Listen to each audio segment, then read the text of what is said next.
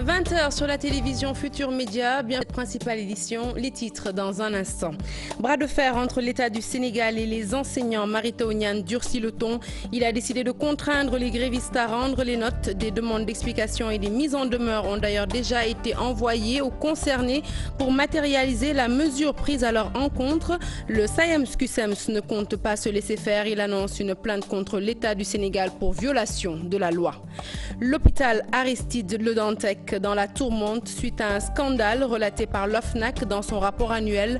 L'Office national de lutte contre la corruption suspecte un détournement de malades vers des cliniques privées et moyennant de l'argent. Un deal qui serait monnaie courante dans le secteur de la santé selon un représentant du SUTSAS. Vous l'entendrez dans ce journal. L'expiration de la convention de concession entre l'État et France Télécom hante le sommeil des travailleurs. L'intersyndicale des employés exige un bilan complet des différents services avant les négociations entre l'État et le géant de la téléphonie française, des négociations qui doivent se tenir dans moins d'un mois. Des occupants d'un immeuble appartenant à l'État ont été sommés de déguerpir. Le bâtiment situé en ville menace de s'effondrer. Après plusieurs sommations restées vaines, les familles ont reçu l'ordre de quitter les lieux dans une semaine au plus tard. Une intimation qui survient après que les autorités compétentes se sont rendues sur les lieux. Voilà pour les titres. Le développement, c'est tout de suite.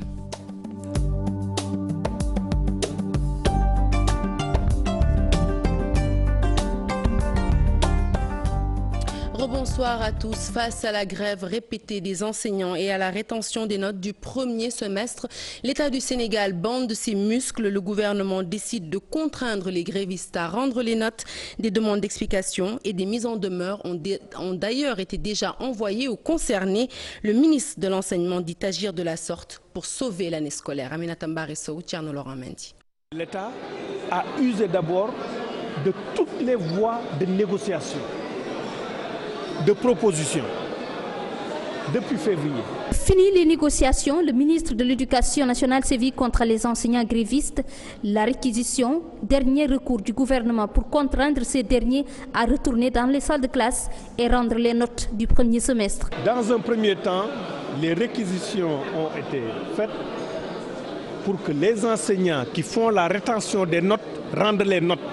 Nous devons arbitrer entre les intérêts de ces 3 millions d'élèves et des 90 000 enseignants. Et le gouvernement du Sénégal a pris ses responsabilités pour que les notes soient rendues et que les conseils de classe se tiennent. Je pense qu'il faut une fois pour toutes arrêter ces grèves. Et on peut arrêter ces grèves. En quoi faisant, mais appliquer la loi. Serigne Mbaye Thiam se dit tout de même ouvert au dialogue, mais il se veut clair, plus de concessions sur les accords déjà signés. On peut penser que la grève peut être utile si la grève peut faire l'objet de nouvelles propositions du gouvernement. Mais ce que nous pouvons faire, nous l'avons indiqué.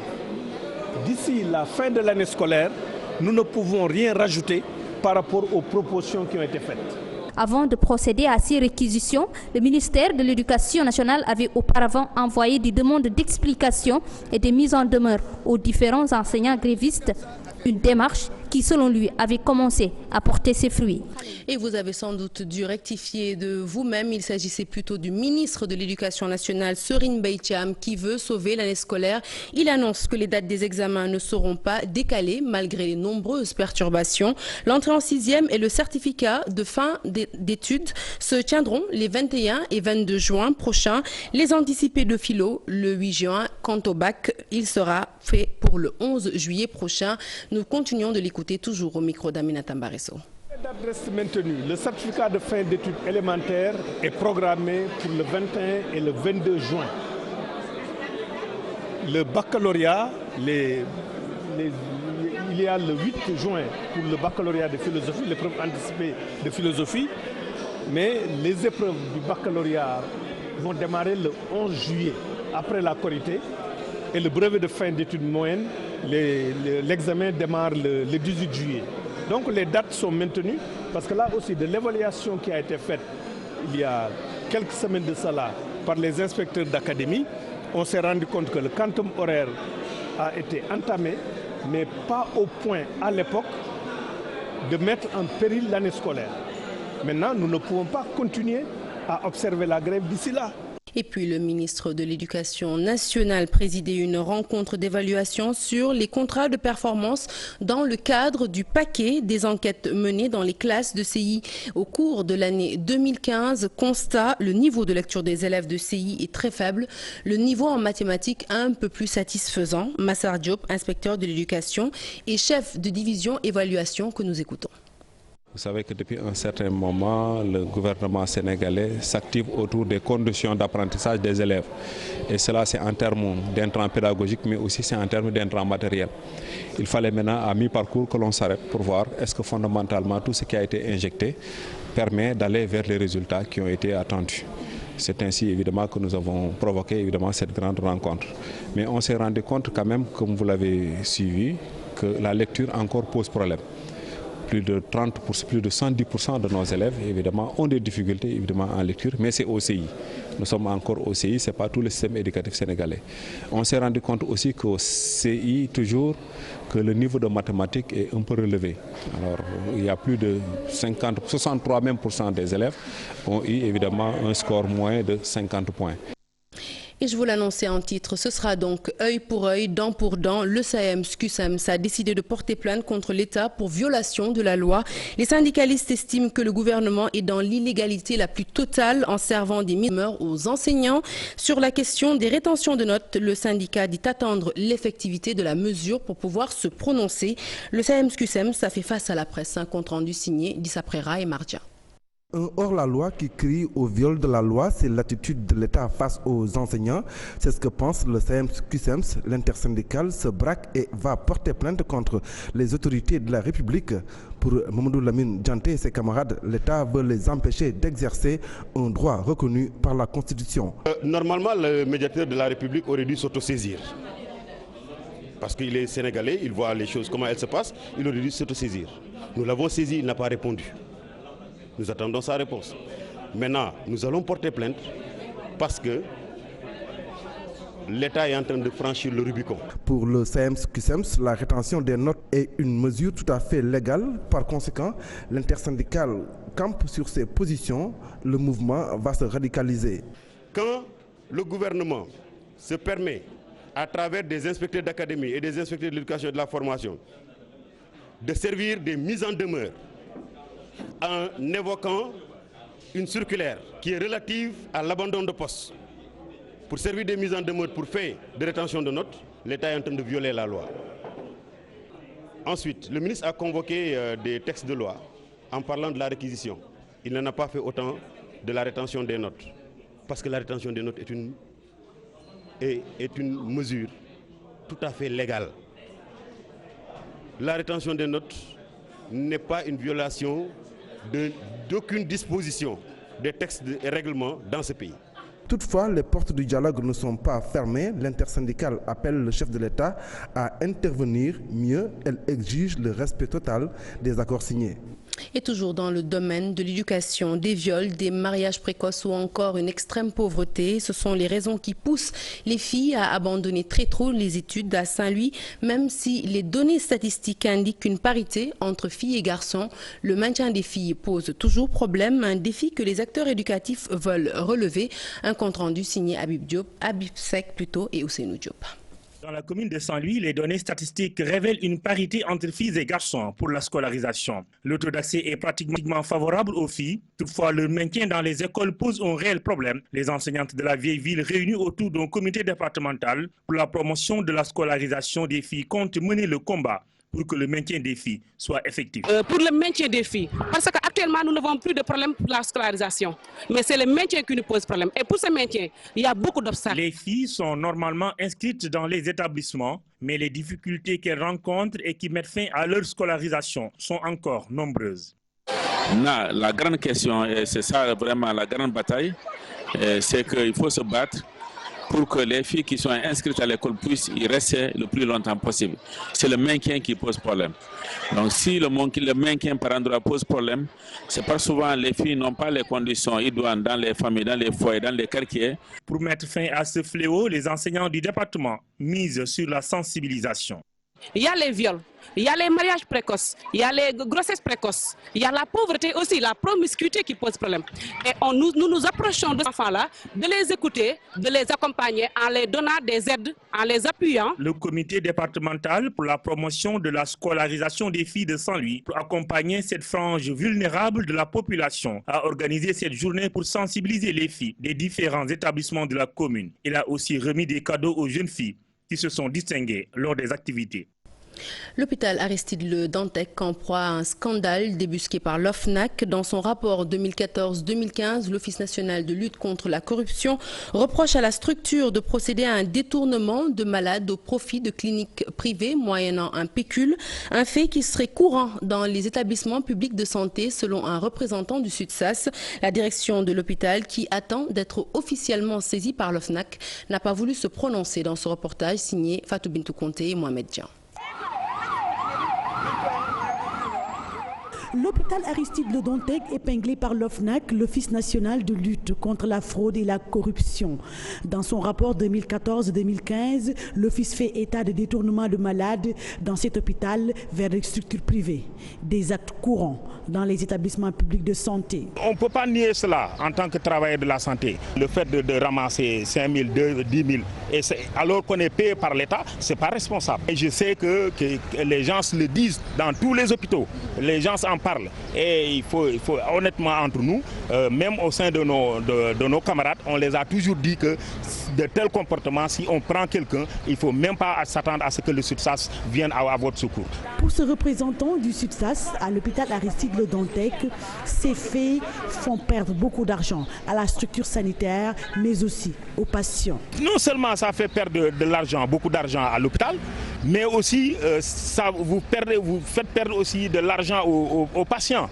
Parce que tout simplement, les prestations peuvent coûter moins cher ici et vous allez les emmener au niveau d'une clinique, les patients vont payer encore plus cher. Je pense que honnêtement, ce n'est pas une bonne chose. Pour le moment, la direction de l'hôpital ne veut pas se prononcer sur le rapport de l'OFNAC, arguant qu'elle n'a pas été saisie officiellement. Et nous restons dans le registre de la santé pour parler de Dakar, notre capitale qui abrite le 5e congrès dentaire international, une rencontre qui regroupe d'éminents spécialistes de la santé bucco-dentaire. Au cours de la cérémonie d'ouverture de ce séminaire, les chirurgiens dentistes ont insisté sur l'importance de la formation continue qui est selon eux un gage de compétences. Ils déplorent par ailleurs le fait que la prévention soit négligée en Afrique. Un compte rendu signé Chertidiane John et Mardien.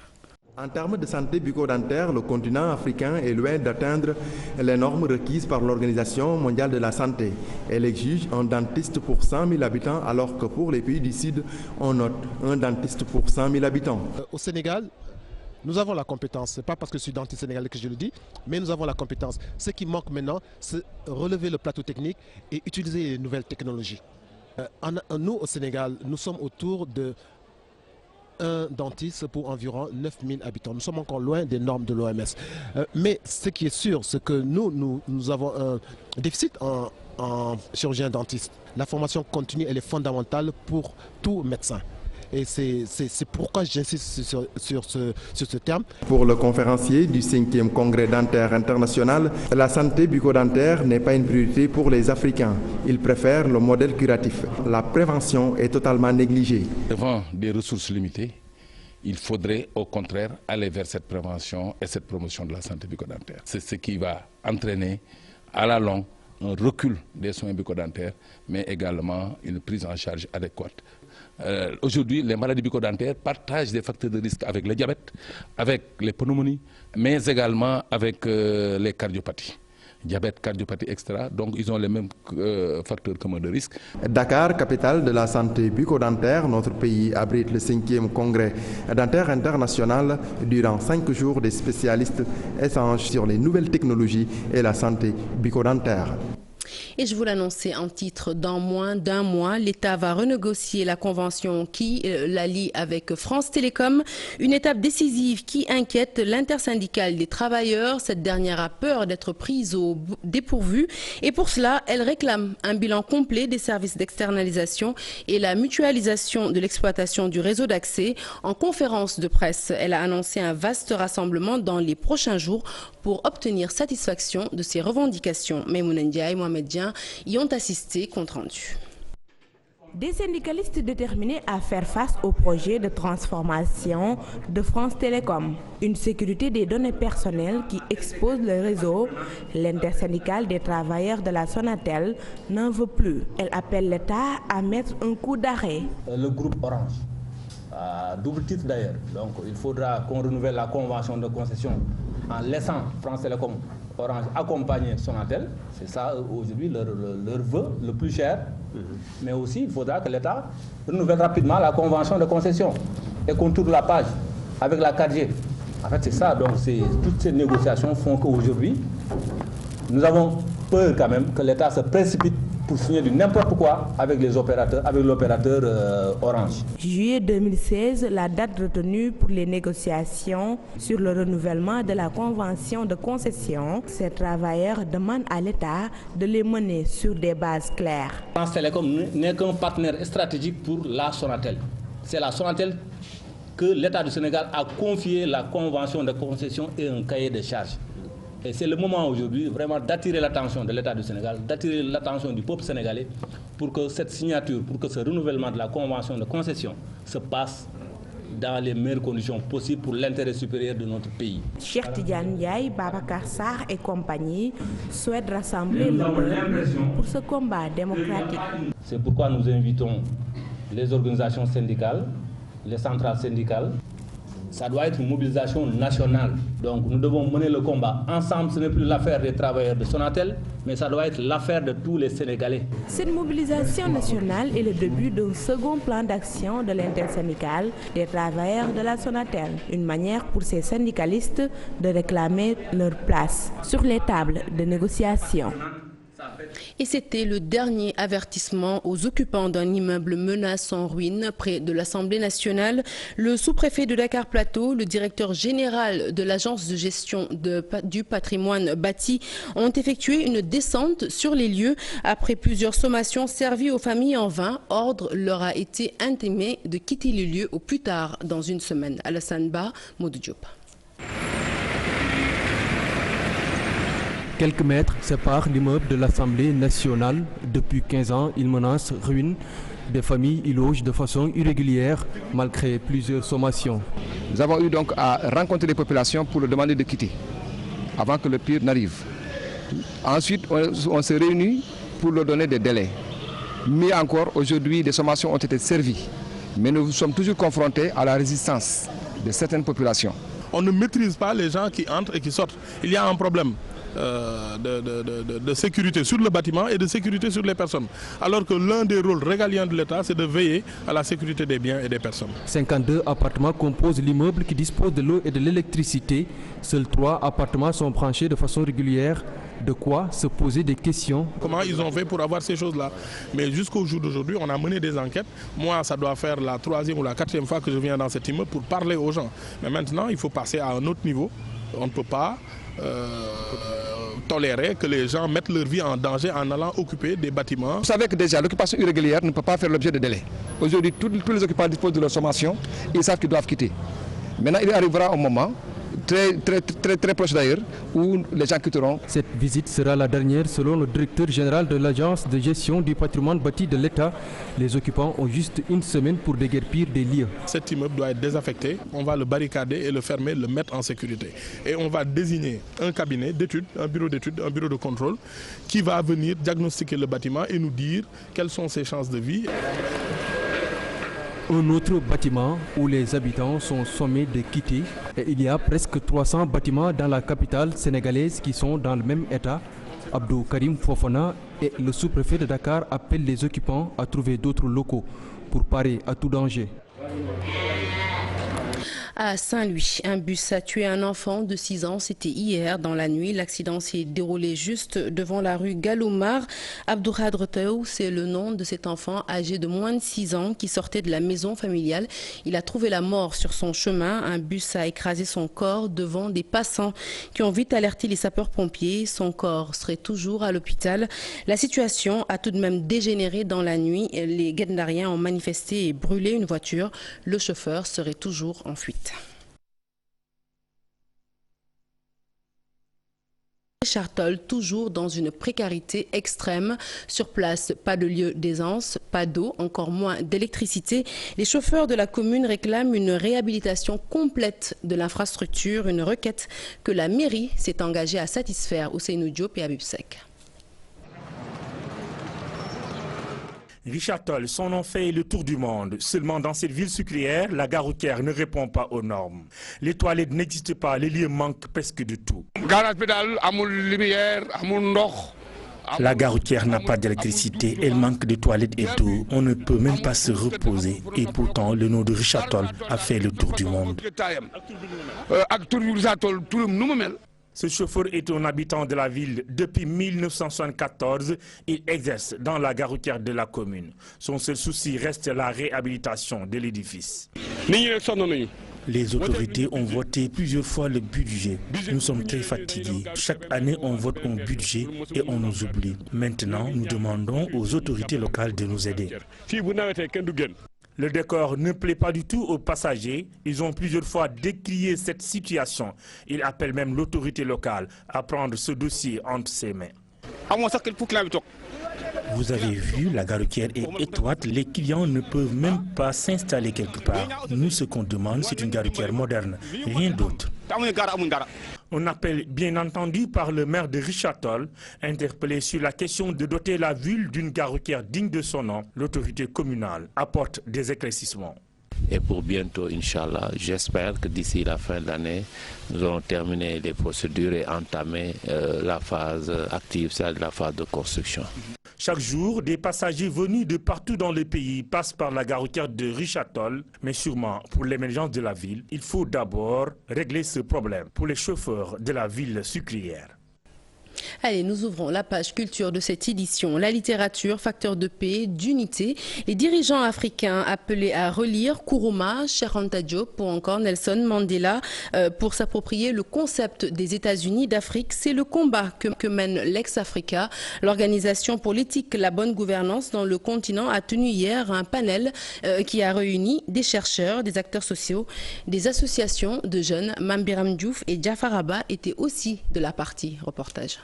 La pensée, au sens philosophique, et à mon sens, c'est le poète, l'écrivain, l'enseignant Amadou Eliman Kane qui donne le ton, celui qui dit écrire en homme libre décortique ici le sujet, la littérature, mémoire et renaissance africaine. À ses côtés, un autre écrivain, Felmin Sarr, et l'économiste Nongo Sambasila.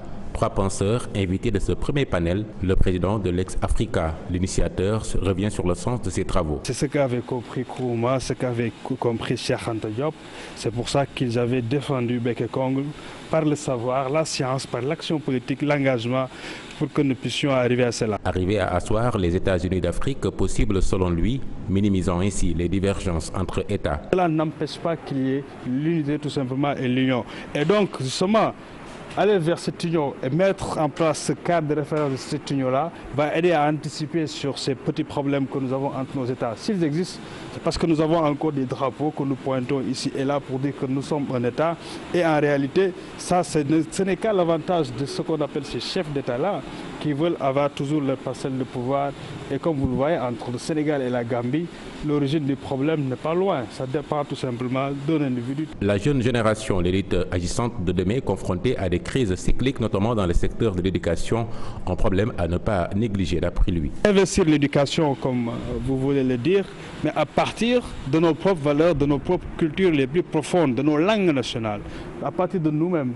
donc d'utiliser nos propres potentialités pour pouvoir bâtir cette éducation-là. C'est-à-dire l'éducation, c'est tout simplement transmettre à une autre génération des valeurs, un ensemble de valeurs et de codes que nous souhaiterons pour construire donc notre futur, notre avenir tout simplement. La construction d'une Afrique souveraine et unie, une vision, une réalité auquel croient les participants qui s'investissent dans leurs domaines respectifs pour y arriver. Parlons à présent de la Biennale de Dakar, le Dakar qui abrite un off à la Cour suprême de Dakar. L'exposition porte sur le patrimoine artistique de l'État du Sénégal, des œuvres issues du premier Festival mondial des arts nègres qui s'est tenu en 1966 y sont exposées. Une manière de préserver ce riche potentiel artistique au profit des générations futures. Compte rendu signé Ibou Diouf. Une collection d'œuvres d'art dont les créateurs ont marqué l'art sénégalais contemporain. Le choix est porté sur les signatures de 23 artistes. Une partie de la collection est issue des productions du premier Festival mondial des arts nègres de 1966. L'idée de l'expo, en fait, c'est une réhabilitation des œuvres de grands artistes, n'est-ce pas, donc qui étaient là au niveau de la Cour suprême. Et initiative qui a été prise par donc notre ami Khalidou Kassé. Je pense que vraiment ça a été une très bonne chose, n'est-ce pas, que de réhabiliter ces œuvres-là et de donner l'occasion au public de faire connaissance avec les grands maîtres, les grands artistes. Ne serait-ce que pour la génération actuelle, mais pour aussi une ouverture dans le passé, mais très certainement interpeller aussi l'avenir pour les jeunes peintres, les peintres de la nouvelle génération. Certains auteurs de ces œuvres ne sont plus de ce monde, mais leur héritage demeure. Derrière moi, c'est une tapisserie monumentale. Le titre, c'est Le jour et la nuit. Moi, je ne fais que le carton. Ils ont agrandi à l'échelle voulue. Après 40 ans, voire 50 ans, certaines toiles ont subi le coup du temps. Elles avaient tous besoin d'être restaurées. Il était question de voir un peu la nature de ces œuvres, de voir maintenant quel est véritablement le médium qui pourrait aider à aller vers ces restaurations. C'est ce que nous avons fait depuis presque 5 mois maintenant, en y travaillant tout doucement, sur les tapisseries, quand même qui avaient pris un peu de l'humidité, sur aussi des tableaux de peinture qui étaient complètement détériorés. Les ateliers du Sahel ont réussi à restaurer les œuvres de grands artistes sénégalais, toutes des productions qui témoignent du patrimoine artistique du pays. Et avant d'ouvrir la page des sports, cette information qui vient de nous parvenir, 3 casques bleus sénégalais déployés en Côte d'Ivoire ont trouvé la mort ce matin dans un accident. 6 autres sont blessés. Un accident survenu au cours d'une mission dans le cadre des opérations de sécurisation. Le véhicule qui les transportait s'est renversé du fait de fortes pluies. L'information est donnée par le ministère des Forces armées dans un communiqué. Il a été confirmé par la DIRPA. Tout le groupe Futur Média se joint à moi pour présenter condoléances aux familles de ces djambars tombés sur le champ d'honneur. C'est parti pour le sport.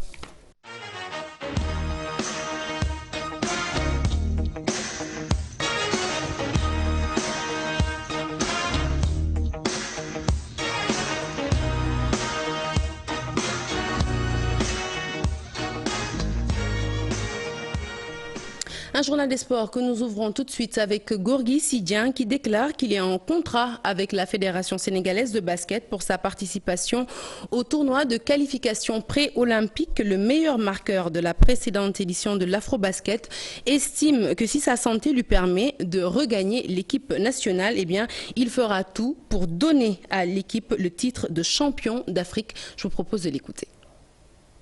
Gorgui Sidien prêt à tout donner pour l'équipe nationale de basket. Le pivot des Lions a fait savoir que son cœur bat pour la sélection nationale. Revenu d'une blessure, il est à l'écoute de la fédération et du nouvel entraîneur.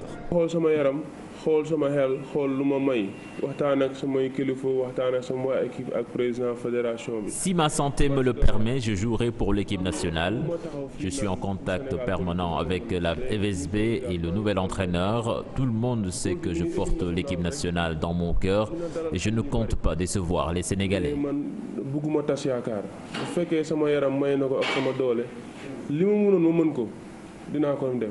Un seul objectif pour le pivot des Lions, donner au Sénégal le titre de champion d'Afrique.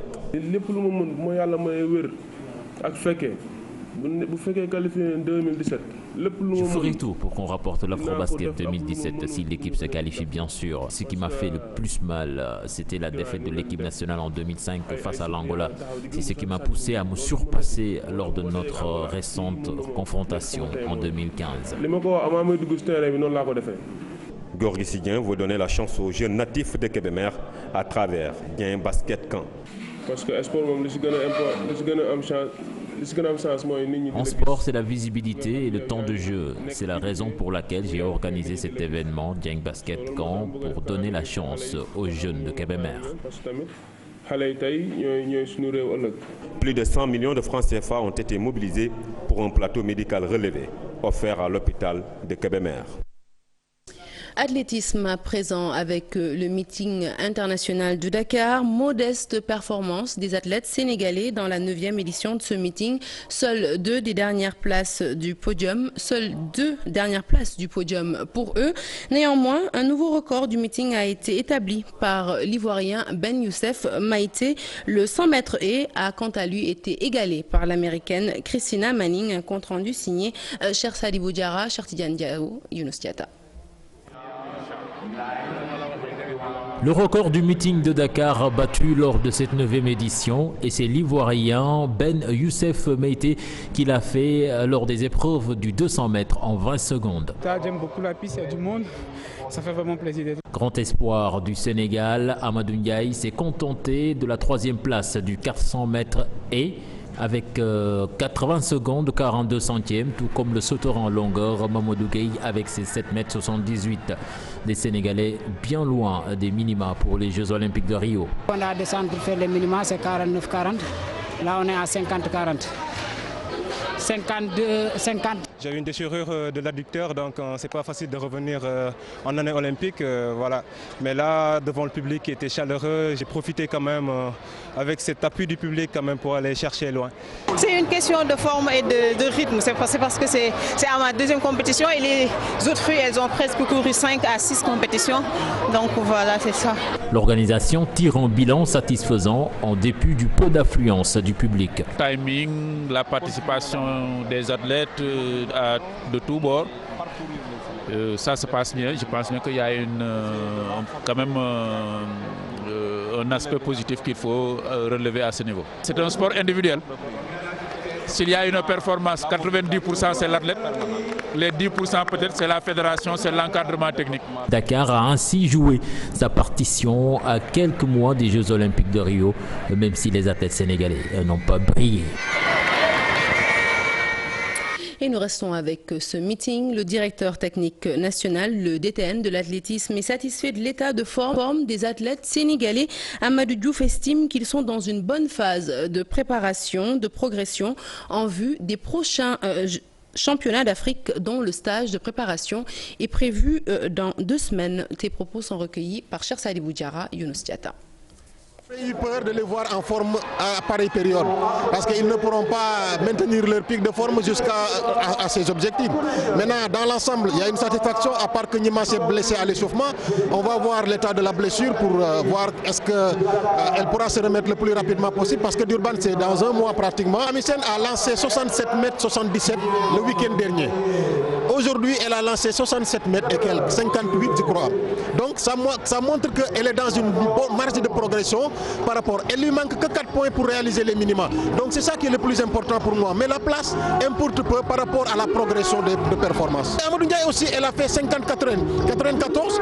Donc elle est dans une marge de progression assez satisfaisante. Donc on les encourage vraiment à continuer la préparation. On va bientôt entrer en stage d'ici là, début mois de juin, pour pouvoir continuer la préparation en vue des championnats d'Afrique. Et nous quittons les pistes. Pour le gazon vert, les phases nationales du mouvement Nawetan se tiennent dans la région de Ziguinchor. Ce sera dans 2 mois. Seulement voilà, 2 des 3 stades faits pour abriter ces compétitions ne sont pas opérationnels, ne répondent pas aux normes en vigueur dans le monde du sport. Un CRD spécial s'est tenu à Ziguinchor justement à ce sujet. Le ministère des Sports plutôt, a promis de rendre ces stades opérationnels. Je vous propose d'écouter son directeur de cabinet au micro de Boubacar Diassi. Le national doit se tenir dans un peu plus de 2 mois dans la région de Ziguinchor.